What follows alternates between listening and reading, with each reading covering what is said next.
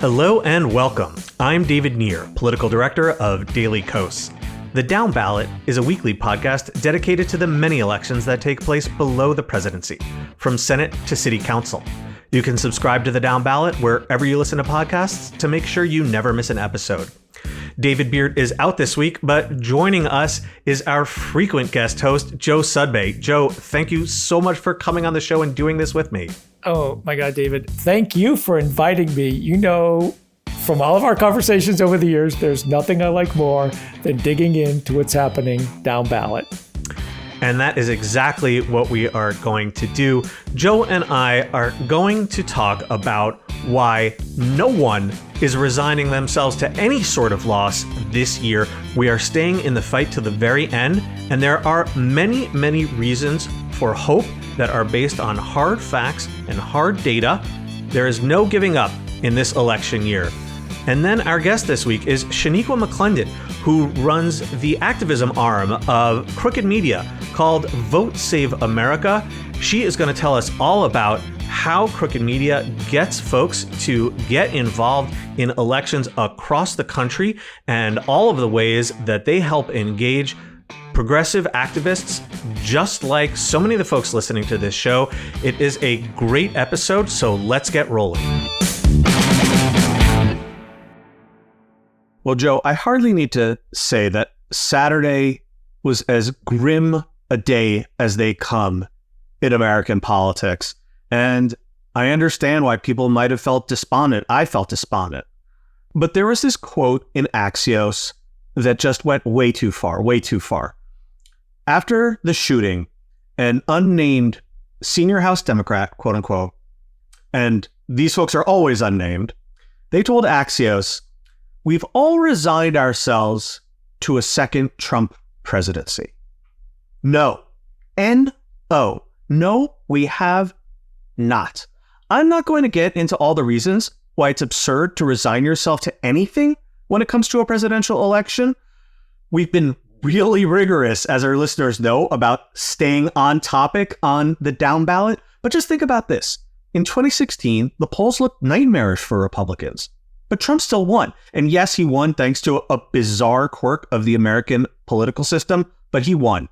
And in 2020, it looked like Biden was going to blow Trump out, but it wound up being quite a close race. And because I get the hives whenever we veer too far from down ballot topics, I'll also point out that in 2022, it looked like a red wave and it wasn't even a red puddle. So no, we have not resigned ourselves to anything. I couldn't agree more. Comments like this, and David, we have discussed this, I think, both on the down ballot and when you've joined me on SiriusXM Progress. If you're an unnamed senior House Democrat or an unnamed senior Democratic strategist, and you're thinking of going to talk to Axios or Politico or Punchbowl, here's my advice for you. Don't. STFU. We don't need it. And I saw Representative Ocasio-Cortez saw this, and she wrote, "If that's how you feel, resign. We don't need people like you, whining to the media about the situation. Get out and do some work and make sure we win. Too much is at stake." And the other thing about it is, yeah, it was horrible. Saturday was and Sunday were horrible. And I worked on the gun violence prevention issue for so long.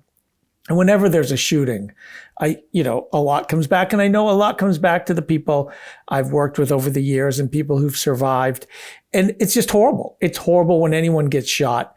And we should focus on how to prevent that in America. And that would have been a better thing for the senior House Democrat to be thinking about. How do we prevent this from happening? And the other thing is, what has driven me crazy these past few weeks, crazier than usual, David, is just the knee jerk. Oh, this happened? Well, the polls are going to explode on this way, or it's going to happen this way. And it's always wrong. They're always wrong. And it's why just what we did in 2022. And it's one of the things you and your colleagues at Daily Kos Election helped us do. What do we focus on? We focus on real things. Let's focus on special elections. Let's focus on who's raising money. I'm not saying don't look at polls, but look at real things. Look at how campaigns are operating. And, for me, I have the great opportunity every week to speak with state legislative candidates. And state leg candidates are on the very front lines. They're out knocking doors every single day. And it really provides me good feedback. It's literally one of the things that keeps me sane. And those folks who are out on the doors every day, who are busting their butts in races that almost no one is talking about, those people haven't resigned themselves to anything.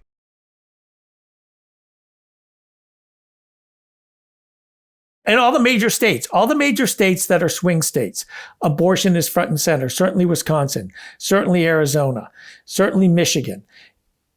Every state that are very competitive, they are hearing about abortion, they're hearing about education, they're hearing about things that impact people's lives. And they also know that at their state level, Republicans don't care about the basic necessities of their life, just as we're seeing in Congress. I mean, when Democrats controlled, they passed a slew of legislation to improve the lives of people, many of which are taking impact right now. What have these clowns in the Republican House caucus done for the past year and a half? They've tried to impeach Biden. They spent a lot of time talking about Hunter Biden. But what have they done for the American people? Nothing.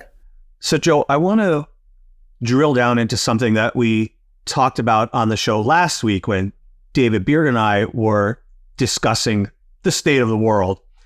And you mentioned polling, and, we don't talk a lot about polling on the down ballot for some of the reasons you alluded to, but I actually do want to talk about it today because in this era of ultra polarization, we've gotten very accustomed to this idea of the top of the ticket virtually dictating everything that happens further down the ballot. And we know that the correlation is extremely close. If the Democratic candidate for president wins your congressional district, odds are very good that the Democratic candidate for the House will win as well. But this correlation is not perfect. It is not a guarantee. And to go back to the 2022 midterms, once again, we saw that very, very vividly. In those midterms, you had Democrats kick ass in swing states like Arizona and Michigan, while getting pretty roughed up in blue states like California and New York. And there were a lot of reasons for those divergent outcomes, but that's exactly the point. Politics is a complicated beast. Yes, every Democrat's fate could ride on what happens to Joe Biden, but there's also good reason to think it might not. I couldn't agree more. And I think that that's one of the things we're seeing in some of the polling. And, we can go through some of the numbers, but I think it's really important to understand, a lot of these senators who are up this year, and I was thinking about it because I get asked this a lot. How could Jon Tester be doing better? How can Sherrod Brown? You know why? Because people in their state know them. They're authentic. Those two particularly, I think, are very authentic. Jon Tester's a Montanan through and through. There's no way this rich guy moving into the state is going to be able to tell you anything about him. Just like Bernie Moreno's a rich guy in moving into Ohio and trying to trash someone who's done the work for the people of their state. I also think it's interesting, David, we've seen some polling that's been a little closer. I saw one from Texas that had Cruz not that far ahead of Colin Allred. And I thought, that's a negative brand. Ted Cruz, he has a negative brand. People don't like him. I mean, this week he was at the Republican convention spewing white nationalist rhetoric, the same rhetoric that was used by the mass shooter in El Paso in 2019. People in the state don't like him. And I feel that the same could be true of Rick Scott. So I feel like, there's a tendency, as you know, about how the national punditry, they draw grand conclusions and they make grand statements as if everything is true. But I just bring us back to what you keep saying, 2022. So let's talk a little bit about 2024. And I do want to drill down into what the polling is telling us, because we are always at the down ballot at Daily Kos elections. We play very conservatively. We are always skeptics. We never want to get out over our skis, and we don't want anyone to think that we're huffing hopium, because that's not how we do. Mm-hmm. So what I want to do is run through the current polls in all of the top states with Senate races this year and compare those polling averages with the polling averages in the presidential race in each state. Now, the presidential averages I'm about to mention, they come from 538. They do fantastic work there, rounding up the polls and making them very presentable and creating all these charts and averages. They haven't launched their averages on the Senate side yet, though, so I asked Daily Kos Elections contributing editor Steve Singheiser to roll his own average. It's not exact apples to apples, but it's very, very close. So I think these numbers are going to be comparable. I'm going to run through 7 states here. Arizona. Donald Trump is up 4 points in 538's polling average, but Ruben Gallego, the Democrat, is up 5. Michigan. Trump is up 1. Alyssa Slotkin, who is very likely to be the Democratic nominee, is up 4. Montana, Trump is up about 20. 538 actually doesn't have that. There's not that much Montana data. Tim Sheehy, the Republican, is up 4 points in Montana, but I have to point out there's very little data, only 4 polls, and all of them are from Republican sources. Let's go to Nevada. Trump is up 5. Jackie Rosen, Democratic incumbent, is up 7. Ohio, Trump plus 9. Sherrod Brown plus 6.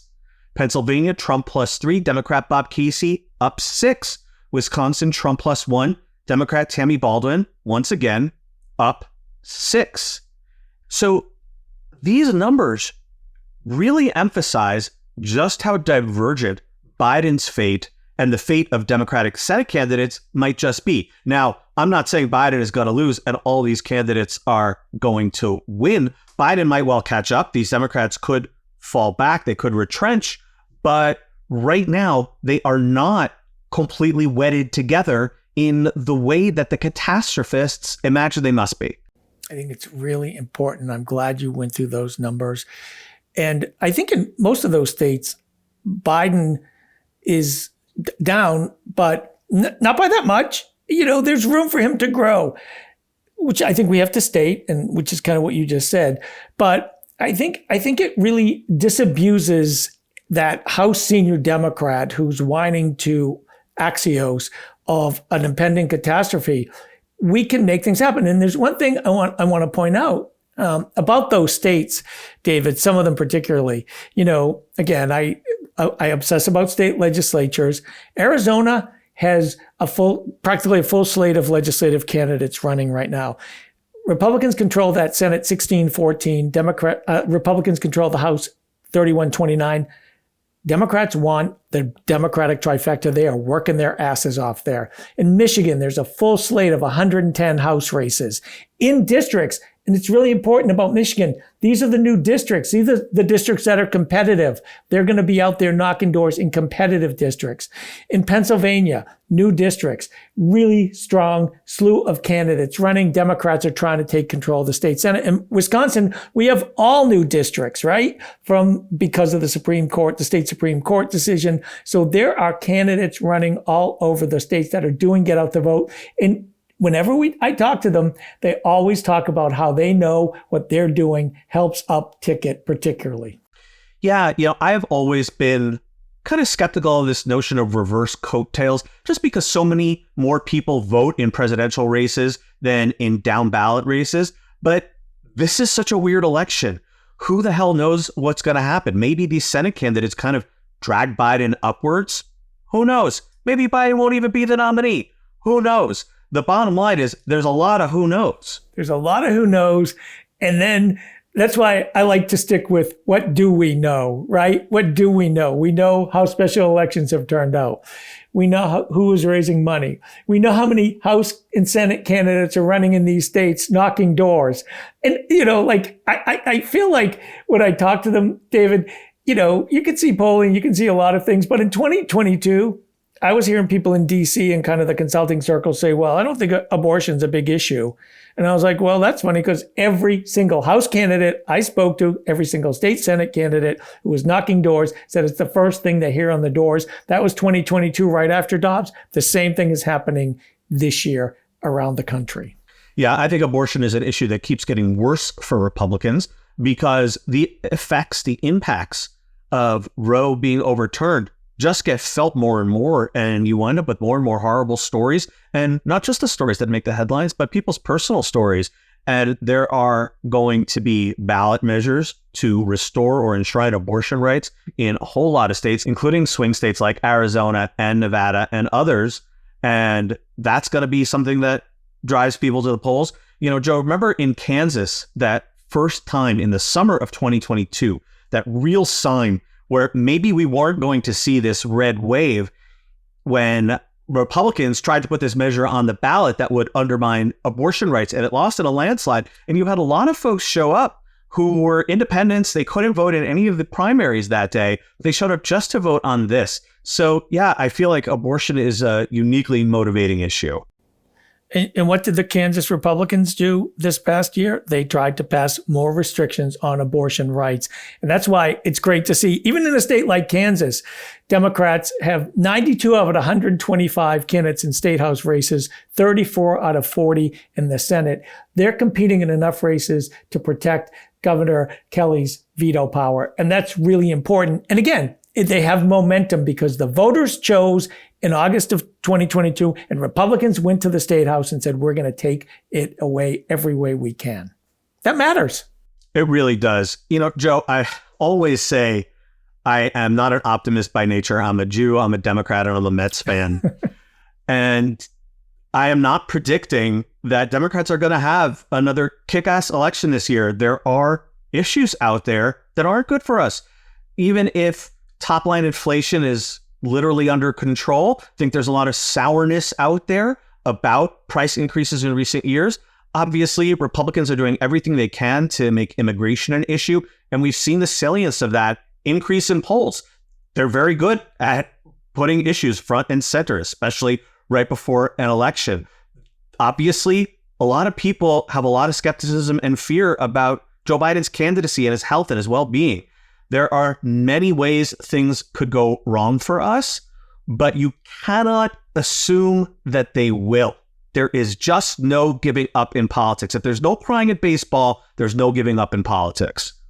I got to tell you, I couldn't agree more. And, you know, it's little things like I was looking at the LD17 Arizona Democrats website because I spoke with Kevin Volk, he's going to be on my show this week running for the House. Joe, you're getting like super into the weeds. Where is LD17? Oh my goodness. It's outside of Tucson. It's a very competitive district. I spoke to John McClain, who's running for the Senate. So these are like pickup opportunities, like big pickup opportunities, very swingy districts. Their website, you know what they have? Who we are, take action, Trump's Project 2025. Like this Project 2025 is permeating down. It's all over TikTok. The kids are talking about it. You know, I mean, so, and I love that state legislative candidates are talking about it and putting it into place and how it will impact you. Because it will. And yeah, so these are the things, you know, I feel the same way as you, David. Not an optimist. I try to pretend I'm pragmatic, but I'm not. I'm cynical. I've been around too long. I've watched too much. But I keep seeing like signs of hope, and it's not in the usual places. And I think it's not in the usual places that the DC punditry would look at. And I think that's kind of the thing that sustains me. And there's a lot happening out in the country. And I think we just have to, you know, encourage it and keep pushing for good stuff to happen, because good stuff can happen. It's on us. It really is on all of us. Coming up after the break, our guest this week is Shaniqua McClendon from Vote Save America, which is the activism arm of Crooked Media, whom you all know as the producers of the Pod Save America network of podcasts. We are going deep talking about how Vote Save America helps progressive activists maximize the bang they get for their buck and shows them the best places to get involved. It is a fantastic conversation, so please stick with us.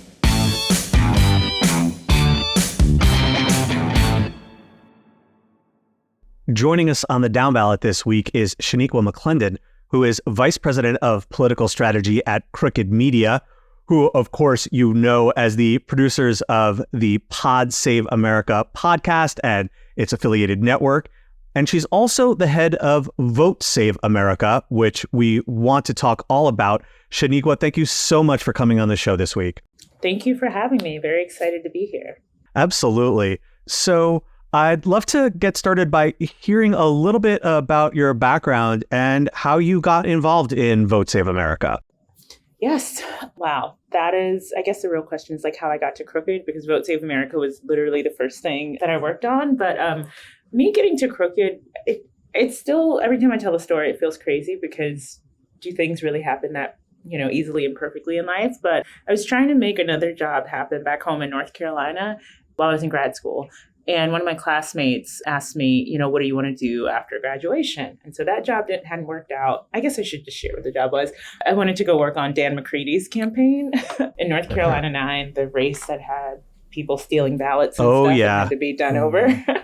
That didn't work out. So, I had interned at Facebook while I was in grad school and got to see kind of like, when a company has a lot of brand equities, a little too generous, but when a lot of people know what your brand is, they will listen to you and you have a little bit more influence. And also had just really observed the role that the media had played in the 2016 election. So I told my classmate, I want to work at either a media company or a company that can leverage their brand to increase civic engagement. And then she sent me this job, and then I had a few interviews and was able to get the job. Now, I should also include that I interned at the White House in 2010 in the same office as Dan Pfeiffer's now wife. And so, we've grown to be friends over the years. And so I did send her my stuff and I was like, hey, do you think, I could do this job? And she was like, absolutely. Let me send your stuff in. And so I did have, a little bit of help. So I get to Crooked. My boss says, is there a website where people can go and find out everything they need to know to vote and to get involved? And I said, not in one place, but, there's like a bunch of different places you can go. And she said, okay, well, we should build it. And then asked me if we should build it in-house or hire someone. And me not knowing much about websites said, we can build that in-house. we have like a digital firm we pay now to keep our website looking nice. But I learned what a CMS was, and I was in WordPress editing things and learned a lot that I have since forgotten. But that was the first iteration of Vote Save America in 2018 when we launched it. On August 17th, John, and Tommy went on the Colbert Show and basically said, if you want to get involved, go to votesaveamerica.com. And then the site crashed. And I was going to ask if you survived Colbert. So the whole site didn't crash. The most important part crashed, which was our Mobilize feed where you could go find volunteer opportunities. And so people were like really, really eager to get involved. And honestly, 2018, we ran Vote Save America for 2.5 months, but we learned so much about our audience and what they were willing to do. We had been fundraising, and before I got there, we had been fundraising for our campaign, the Crooked 7, which were 7 Republican districts that Hillary Clinton had won in California. And so our theory was, telling our audience, hey, there's 7 seats here that, we know a Democrat can win. Hillary Clinton's already done that. If we can flip these, that's about 1/3 of the seats we need to flip the House. And we had been raising money for that before I even started. And I think we raised about $300,000 or $400,000 over the course of the time that the fundraising was happening. But in total, we ended up raising $2.7 million.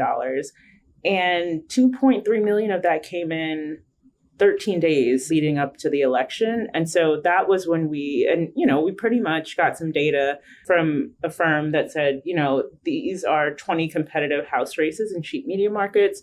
If you explain to your audience that if they invest in these races, their dollar will go further to help these candidates get their message out. So we created an ActBlue page. We put it out there. The guys talked about it on the podcast. We did some tweeting. And in 5 days, we had raised $1 million. And so that's when we just were like, oh, we can do this too. And so we've done a lot of fundraising and getting our audience to volunteer, through the power of a podcast. Wow. I love this story so much. I just love the whole arc of it. It's so great, Shaniqua. So you've addressed it a little bit, but when I look on your website, it says, don't you want to do something? Which is a refrain I'm constantly saying. You want to do something, right? Just give us a little bit of what you've done since 2018 and kind of what VSA does and how it might differ from some of the other work. Yes, my favorite thing to talk about, how we're Oh, I think more than a little different. But, since we started in 2018, I should definitely get the updated numbers, but we have raised at least, I think we're probably at $56 million for candidates and causes and organizations. And we've mobilized 600,000 voters, volunteers, and donors. And I'll try to be brief because I've been here the whole time. I know every single detail of of everything, so I won't go into all of them. But 2019, I just talked about 2018. 2019 was when I recognized kind of like our ability to fundraise and deploy volunteers, and wanted to figure out, okay, the 2020 election is coming. How can we make sure that we are having significant impact? But I did not want us to step on the toes of organizations who have been doing work for a really long time, because a lot of new organizations popped up in 2017, including Crooked Media. And so I spent a lot of 2019, we started getting people involved in the state legislature races that were happening in Virginia. But I also wanted to talk to as many people as I could to figure out knowing what we are capable of, how can we be most complementary to the progressive landscape?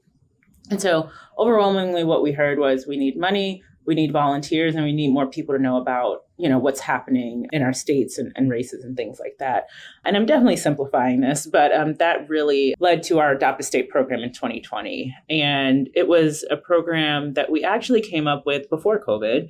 And our idea was, we knew where most of our audience was. And in 2018, almost all of our audience lived near a competitive House district. Even if they didn't live in it, there was one in their state or the state next door.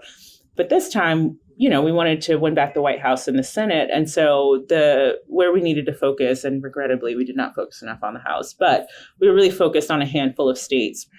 Our audience wasn't concentrated in those states, so we wanted them to adopt a state that, got them excited or they had some kind of connection to. And we would get them to take part in remote volunteer opportunities. And then in September, we're going to ask them to actually travel to those states. Oh, wow. But then in March, we were supposed to launch that program on March 13th, actually.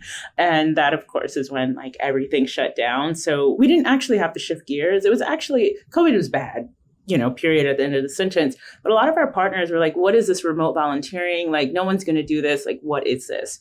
Then COVID hit, and our program, everyone's like, this is genius. Of course, we're going to plug into it. Ultimately, 300,000 people signed up for that program. And we ended up raising $46 million that year. And the reason I bring that up is because the reason we were able to do that is because people were listening to the podcast, because our hosts had built a lot of credibility with the audience. People online followed them and trusted them. Our talent, and not just John, Tommy, and Dan, but across our network, have built audiences that just really come to them seeking advice on what to do. Crooked was started because our founders didn't like the conversation that was happening around the 2016 election, and they wanted to see, and so they wanted to talk about, there's no rules against cursing. The tagline is a no bullshit conversation about politics. And they were really talking about the things that people were saying to each other and to their friends, but it felt like the mainstream media was not saying. And, Pod Save America was a place that people could come and realize, oh, I'm not crazy. Everything else is crazy, but I'm not crazy in what I'm seeing. But the other thing is the news tells you what's wrong, but they don't tell you what you can do to fix it. And that is, why Vote Save America exists. And what we've seen on the right, they've really leveraged media to see the electoral outcomes that they want to see. And that's essentially what we're doing and why we are so different from, there's this image, I don't even know if it still exists in any of our materials, but our CFO made it. And it's a Venn diagram.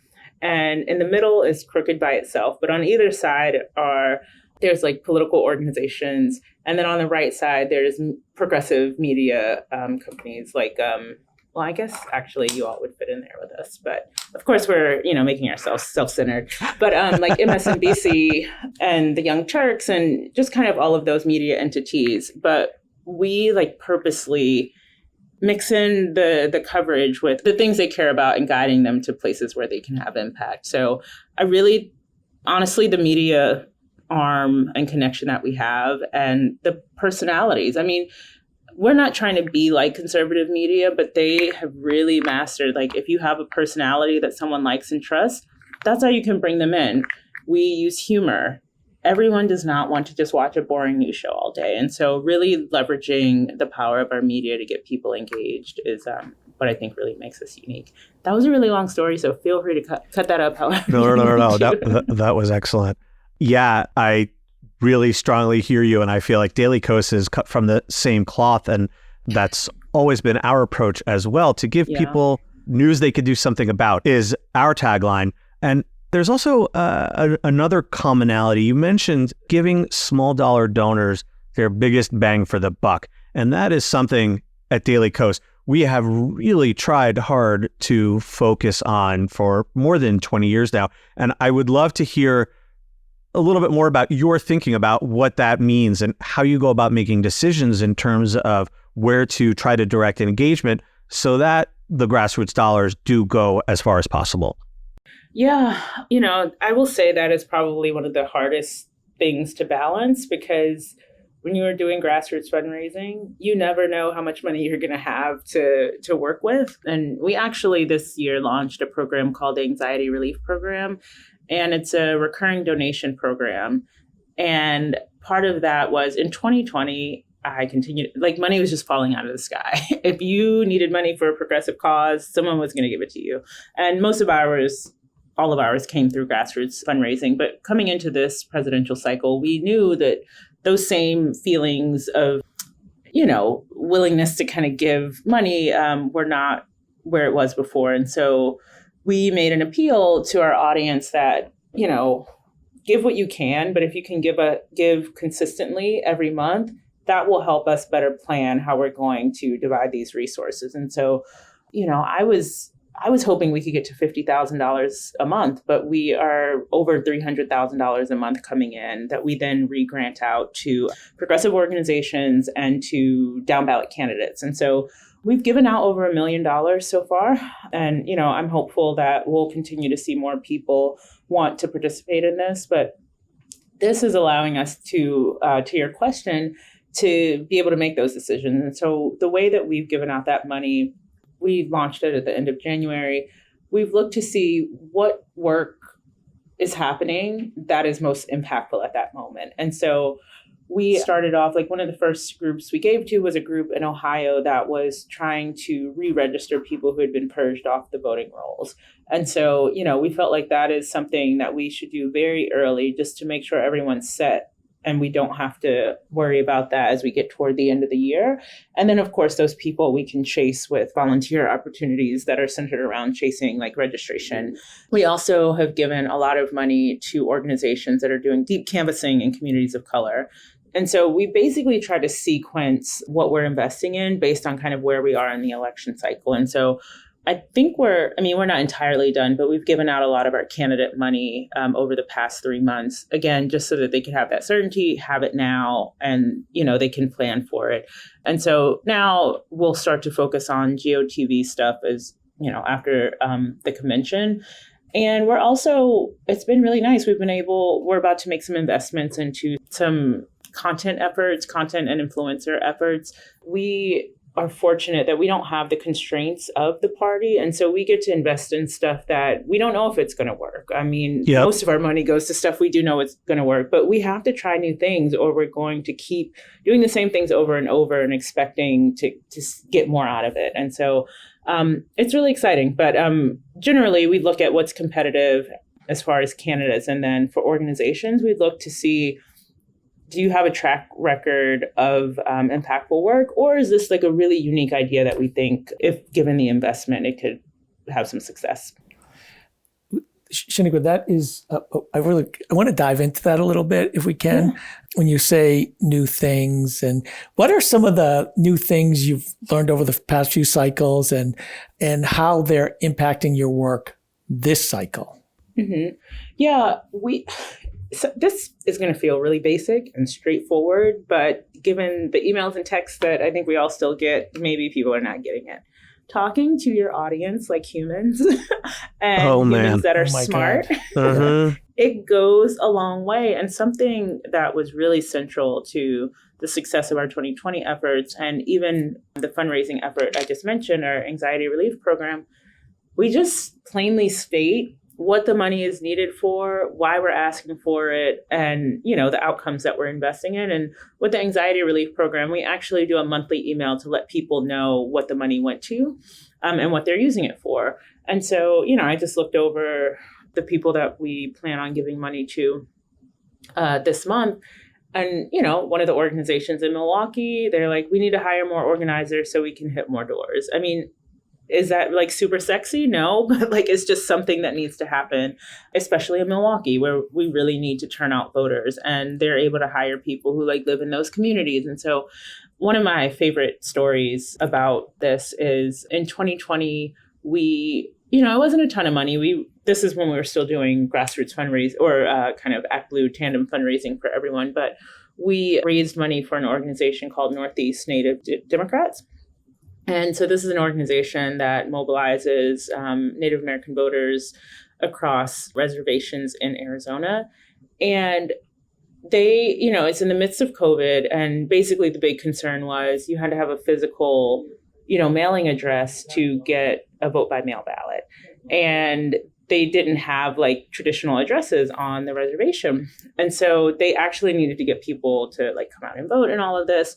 And so when I spoke to the woman who runs it, Janie Parrish, she said to me, the election is important, but COVID is like really devastating our communities. And so we're actually going to use this money first to hire organizers to just provide COVID relief. And she's like, we cannot ask these people to volunteer. Unemployment is very high. Like we have to pay the people we're hiring, and they have to be from our communities. And so they use the money to hire like organizers to help with COVID relief. But then those conversations got to evolve into conversations about like, why is the response to COVID so bad? And then, furthering those conversations as you get closer to the election to voting.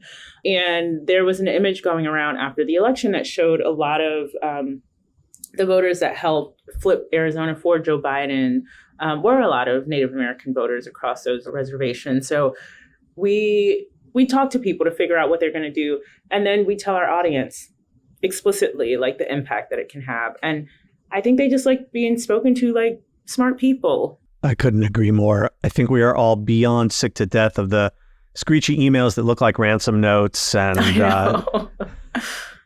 no, I was just going to say, I mean, they might as well be saying we have your grandma. Like it is ridiculous. Yeah. And I think that's had a deleterious impact. I think it's burned people out. And I think that's why there is huge room for a message that really respects people, like you say, and treats them like human beings. So, Shaniko, I want to shift gears just a little bit and talk about 2024. Tell us about some of the races that Vote Save America is most engaged in, or that you personally are following closely. Yes. I mean, all of them. Obviously, the presidential, which has a lot of dynamics around it, period, and the Senate's there. But we're focused on everything. So where we're really trying to lean in right now is Pennsylvania for Bob Casey, Jackie Rosen. I mean, all of the candidates obviously need support, but those are two races where, from what we've heard and gathered, I know these people. Like you could just ask me who's a senator from the state, and I just know these people. But some candidates need a little bit of help with name ID. I think especially, and this is not a knock on anyone, but I think sometimes when senators put their heads down and work and are not always on, national news hits, they don't get the attention and recognition they need to actually win elections. And so, governing and campaigning can be two separate things. And so, we're trying to help them there. Some of the candidates I'm really excited that we're investing in. We haven't really publicized this as like a formal kind of program, but it is a formal program we have. We don't even have a name for it, but we're partnering with the Next 50, Run for Something, and Leaders We Deserve, which all invest in young candidates. And we've invested in probably over 20 young candidates. And so a lot of that was driven by these being competitive races, but also some of the research that Run for Something put out that young people are motivated to show up and vote for candidates who are young and, reflective of the things that they care about. And so as we think about a lot of the conversation around Joe Biden, concerns about his age and, young people generally feeling like they're not being represented well in government, we've decided, okay, we're going to start investing in these folks. And especially for young people, like fundraising is really hard. So any additional money that we can give them, but then also something we hear from candidates all the time is that when you all give us money, we're able to go tell other people you gave us money, which has value. And that is something I didn't really think about before. But, we don't formally endorse people, but essentially it's like, well, they're giving me money. They must think that I'm worth the investment. And so people are able to go say that. And so we are also, so one specific name is part of like a larger kind of category of races. Our state Supreme Court elections, we've just seen too many. In 2018, when we did or was it 2020? I think it was 2018. We have this voter guide we do, and we go in and we put information about candidates in competitive races just to really emphasize, like, you get to vote in a really competitive race. But we did not do that for judicial races. And a lot of the feedback we got was, I don't know who these people are. Like, give me something.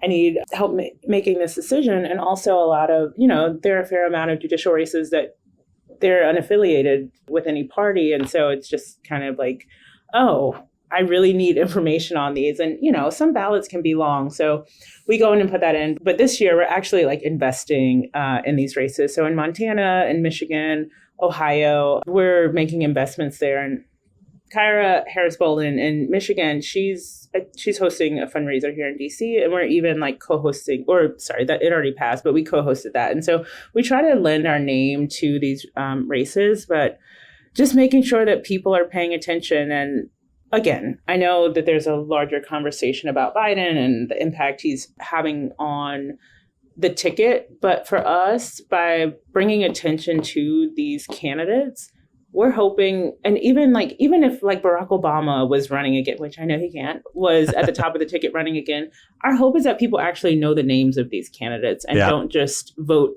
vote Dem all the way down, but they actually know who they're voting for and what these people can do. And so that's why we're trying to give them the resources to really get their names out there. Simple stuff, again, leveraging our reach. We've done collaboration posts on social media so that our audience can meet them and we can help grow the people who are following them, who are receiving their message. And honestly, like, we need to make sure we have a robust bench of future, they're already political leaders, but, grow into the positions that are filled by some of the people who are aging out of our party, aging out of their positions right now. And so, sorry, that was not a specific race, but we're kind of like trying to be everywhere. Oh, yeah. Oh, my gosh. How could I forget? We were just talking about this. Dante Pittman in North Carolina. We're really excited about him. Again, we helped co-host a fundraiser he had here in DC. But if people listening want to just see, I don't know, I got to meet him. He's just, I don't even know how to put the words to it. He is charming. He is really. What is he running for, Shaniqua? The state legislature in North Carolina. And he showed me a text message. So right after the fundraiser, he was going to be on Love It or Leave It in North Carolina because we did a few shows there.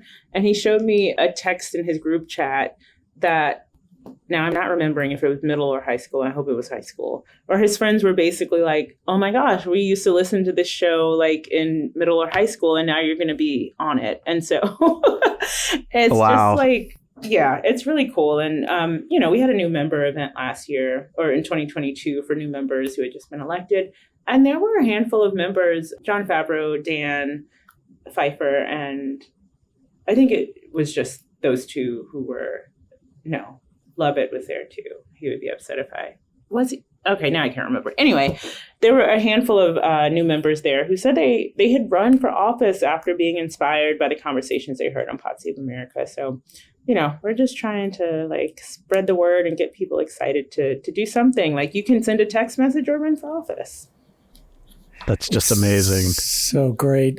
Dante Pittman's running for House District 24 in North Carolina. So many great candidates there. And one thing you said, both of you said about talking like real people, I feel like so many of the younger candidates, and we see it on Capitol Hill from the Young Democrats, they talk like real people. They haven't gone through that high pressure car wash where they come out and consult and speak.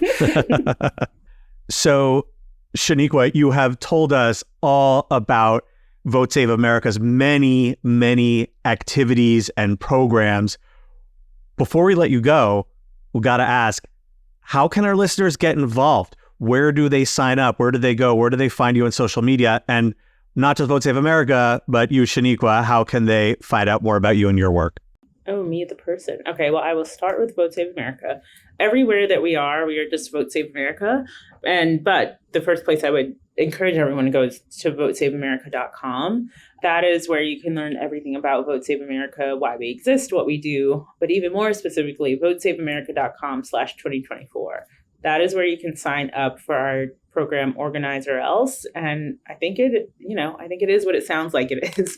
We have a huge election coming up and we really need all hands on deck. I'm never going to turn down people wanting to donate, which we will gladly accept, but we also need people to actually spend their time on this election. If you can already see, the right has a ton of money and a ton of people who are ready to just kind of hit the ground running. And so we need to be able to match that. Instagram, it's just Shaniqua M. I am on Threads, which would be the same because that's Instagram and all the same thing. And then Twitter is __Shaniqua _.